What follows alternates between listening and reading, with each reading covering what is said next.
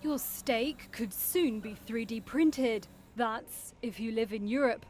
Israeli company Redefine Meat has struck a partnership with importer Geraldi Meats to drive European distribution of its new meat steak cuts. The startup is hoping to establish its products as an alternative to conventionally produced meat. Redefine Meat operates large-scale meat printers at its Rehovot headquarters south of Tel Aviv, as well as in a new factory in the Netherlands.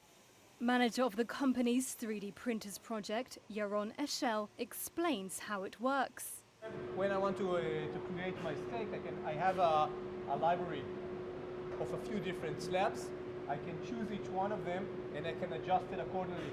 I can define the amount of marbling, the internal fat or the external fat. And now I can start and go and print it and produce it. So I'm putting it, this is my queue, this is my timeline for today. I know that in an hour or something from now I will need to refill the machine with new material. But now I can go directly into the printing process and you can see how the process starts to build layer by layer. The company makes its products from ingredients including soy and pea proteins, chickpeas, beetroot, nutritional yeasts and coconut fat.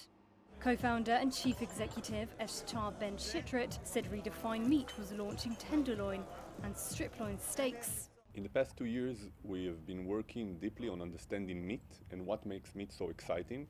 And we identified a few components that we can recreate from plants and have the same exact performance as the tissue of animal meat, giving you, with the combination of additive manufacturing, the exact feeling you experience a good steak, a good cut of meat coming from an animal without the use of the animal.